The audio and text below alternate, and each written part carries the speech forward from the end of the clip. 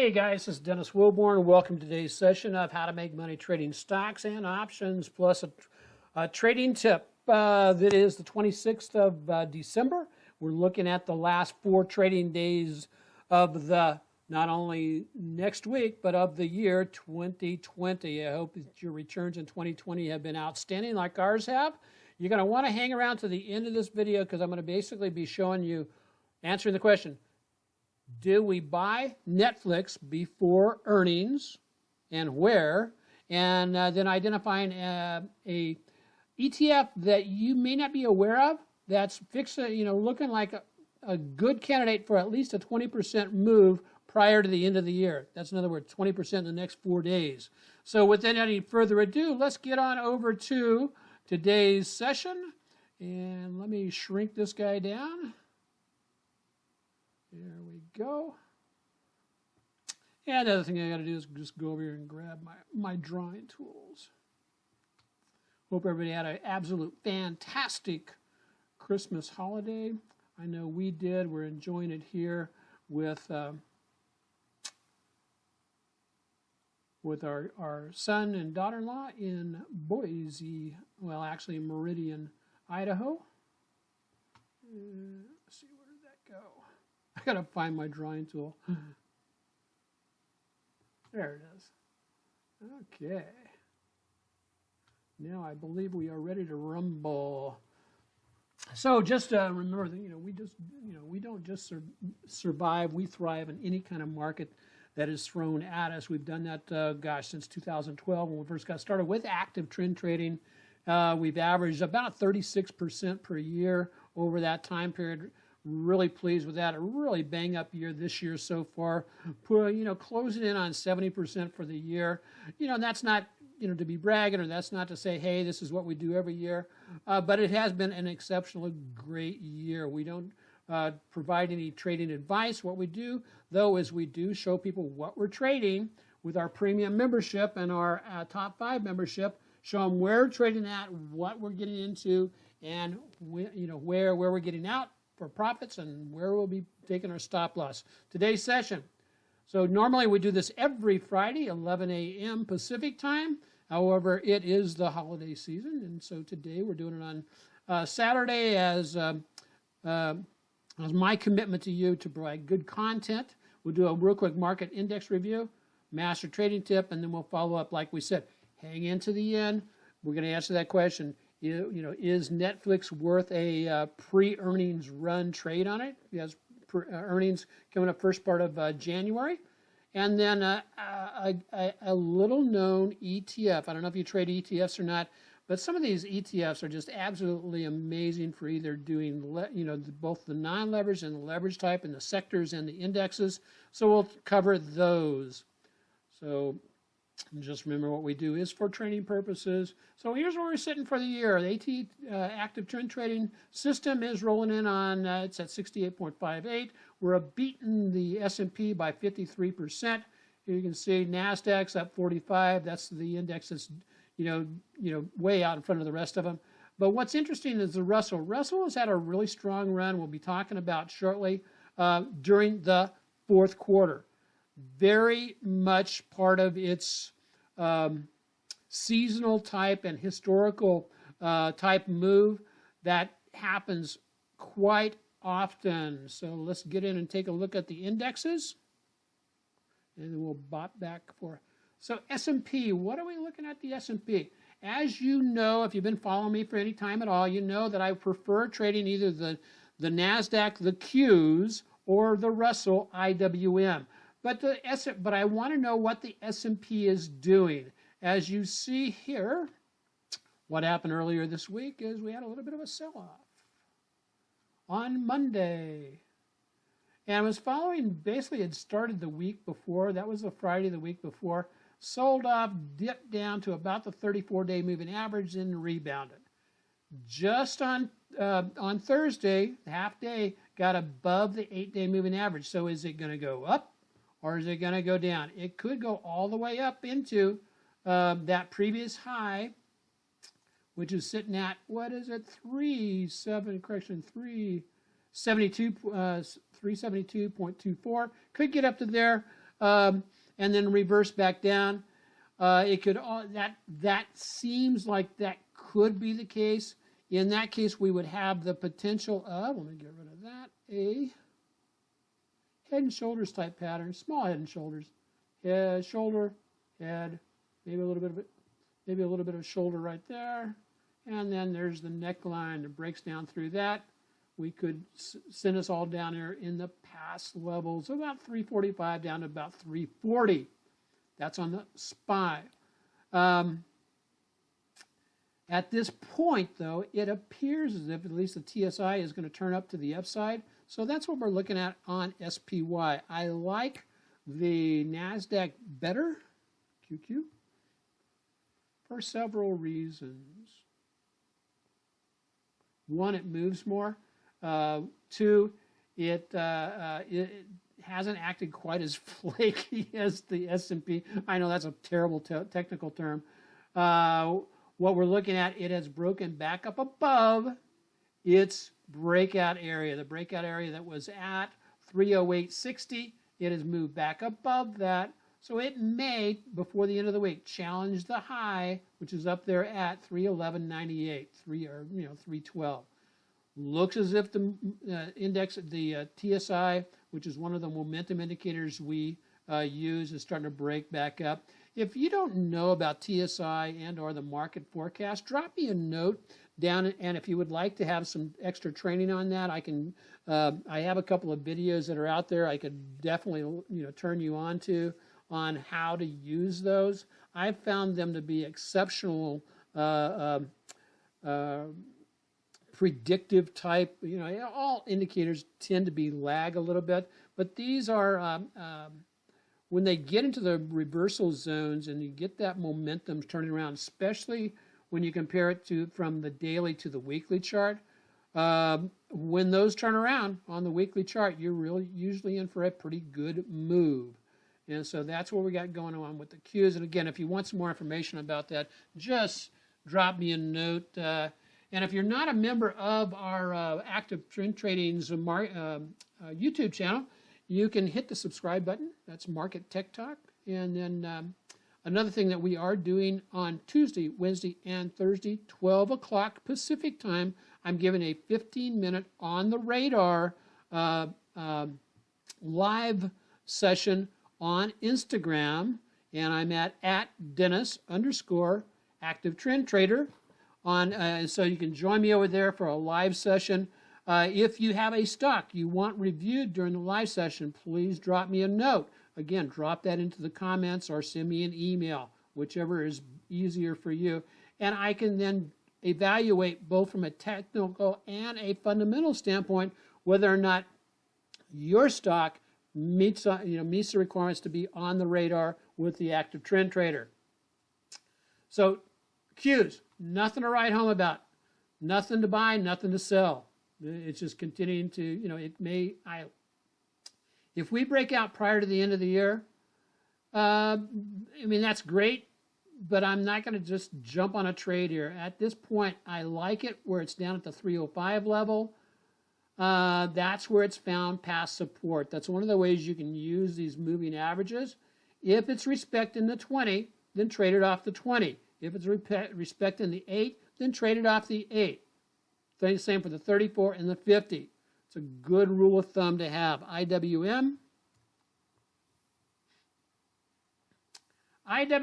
went into just a power move back after this low. We had an island, not an island top, but an island, kind of an island bottom where basically you had 4 candles in a row and then a gap up.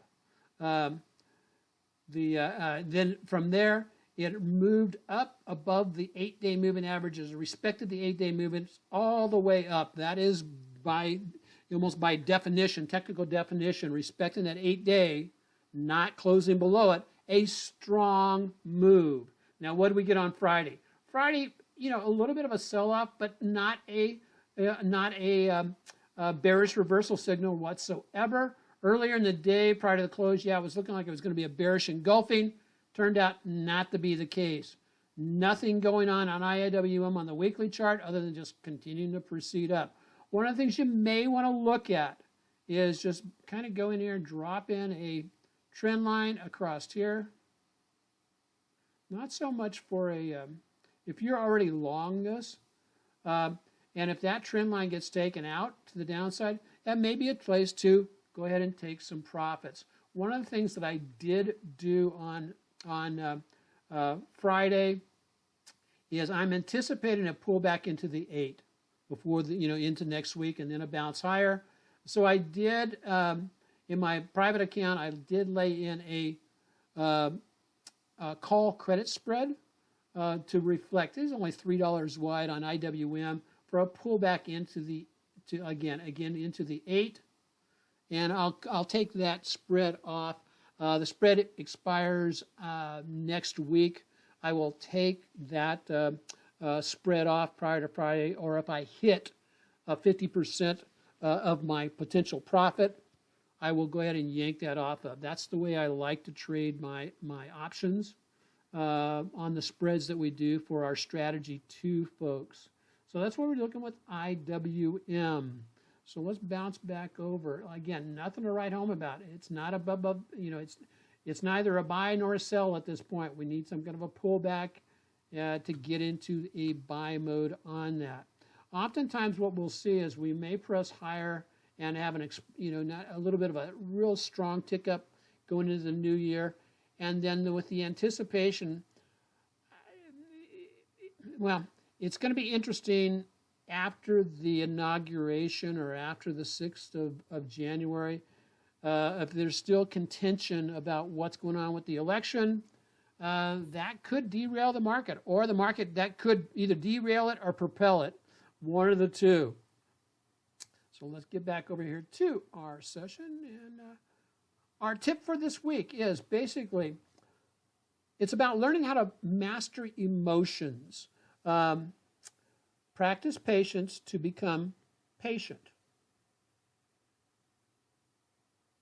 That is something that is we should learn to recognize, and that's why journaling in trading is so important, because then you can journal down. And and I'm not a big feelings kind of guy. I mean, let's face it, I'm an engineer. We deal with basically more concrete things than emotional. But the fact of the matter is when you start dealing with money, money basically stirs up emotions, and emotions can cause us to become impulsive. Emotions can cause us to especially the emotion of the fear of missing out, that fear emotion, that greed emotions. And so part of the deal is, as you become a better trader, is to start recognizing what the emotions are, and not so much that you're going to get rid of the emotions, but you can learn how to take the steps needed to manage the emotions. One of the things that I like to do is that's one of the reasons why I developed the active trend trading system, because it's a mechanical rules-based system. And that oftentimes, if you trade a mechanical rules-based systems, you can get around some of the emotional things, because then there is basically just the rules. You either have a trade signal or you don't. You either have an exit signal or you don't. You put your stop loss in place, and it almost becomes a fire and forget. Then the biggest challenge is to deal with your taking a peek to see what your trade is doing, and that in itself can stir up the emotions. So one of the things that my mentor also always used to tell me is, he says, you know what, the best trade of the year in developing patience, the best trade of the year comes around about every 2 weeks. Learn to be patient. If you're having a struggle, one of the questions I will ask you, and just drop the answer down in the comment section and give us a big like, or give us a thumbs up or a thumbs down on YouTube or wherever this is posted at, is a question I have for you. What was your biggest struggle trading in 2020? Again, 2020 was a phenomenal year for those trading. I had one of our active trend trading members who he made it up over 100% and has stayed there. And then several others have been in the 60, 70, 80% range for what they've done with the active trend trade triggers. So, you know, the thing about it is, if your system hasn't done that for you, you have to ask yourself the question, you know, what is it about my system that wasn't working? And if you're looking for a system that does work, that is tested and proven, check us out over at Active Trend Trading, where you can basically just DM me. And it's a tested and proven system that I've been working on, gosh, since well, before I retired from corporate America in 2006, and I've been trading the system ever since. So let's see what else we have got going here. We'll come back to that in a second. So as we said, well, let's just run through that and then we'll get to the potential trades for the week. So if you want my trading plan for every week, and this is our top 5 Power Rank Elite top 5 AutoPilot trading system. And here's basically, you know, it shows you what I'm trading, where I'm going to get in, where I'm going to get out, what strategy I'm going to use, and what I'm going to expect. Here's an example of one of the trades we did earlier this year. You got to just switch on autopilot. One of the things that's good news, and this is a heads up for everybody, good news, we are going to have an autopilot trading system for the ETFs. This is basically utilizing the sector and index ETFs along with the leverage counterparts, both inverse and straight directional. So stand by for more information on that. It's going to work a lot like the Power Rank Elite Top 5, which by itself is up 50% for the year. So let's take a look. What are we doing and what stocks are we looking at? So we first want to take a look at Netflix. Netflix. There we go. Netflix is a big, huge question. Okay, one, it's got earnings coming up here on 1/19. What has it done prior to past earnings? Well, normally it's about 3-4 weeks before earnings. See, it gets a nice little run up. Go back to the one before that. There was days of earning. What did it do the 3 weeks before that? Nice little run up. So here we are here. And we are about, how far? About 3 weeks before earnings. I'm expecting a little bit more of a pullback, and will it hold this uptrend line and those moving averages? So there's a target in here with Netflix that is right between the 34 and the 50-day moving average and this uptrending line. So what I would look at trading on Netflix is either buying shares if we dip down, whoops, don't want that one. Let me get rid of that puppy. If we dip down into that zone, that buy zone, if you will, or action zone is like I like to call it. If we dip down further into that, then I look at a potential of, if we get a reversal, pull the reversal and drive higher than that, basically prior to earnings. And there's a couple of ways of trading that. I can trade that either with a spread type position, or I can actually buy the shares, whichever. Here's a question that I find very interesting. One of the reasons why I like to use these Fibonacci's, if this pullback here is symmetric with this pullback, how much further down could it potentially go? Well, let's grab that high-low, stretch up to the past high, and if we get a 100% retracement, we pull back down to 506, $506. Make a note of that. Guess where that is? Right in between the 34 and the 50, right in that little box that we had talked about earlier. So stand by for there. That's what I would be looking at. We do have a bullish reversal signal on the daily chart. That is an inverted hammer. And again, so I'm looking for that. It's either going to, if it drops a little bit more, and that turns out to be the 78%, 72 retracement or pullback, which is also a good solid level for a potential bounce. So that's what we've got going there. And if we remove that drawing, if I buy in right here, what would I want to do? If it fails the 50 and goes dropping on down past the 5, if I get in at 505 or 504, if I drop 499.44 or 499.50, I would want to be out of the trade, and then we'll reload and look again.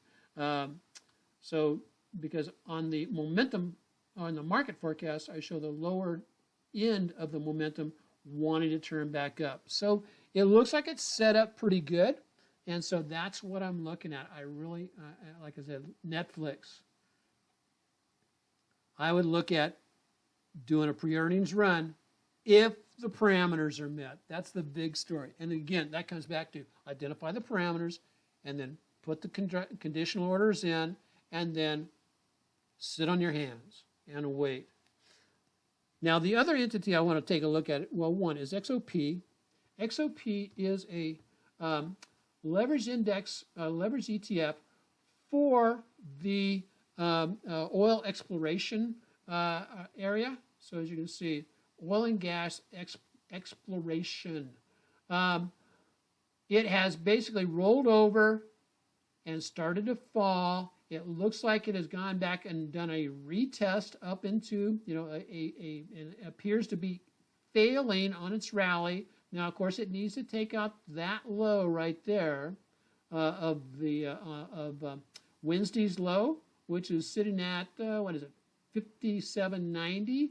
So I would lay in an alert there, but just below 57.90.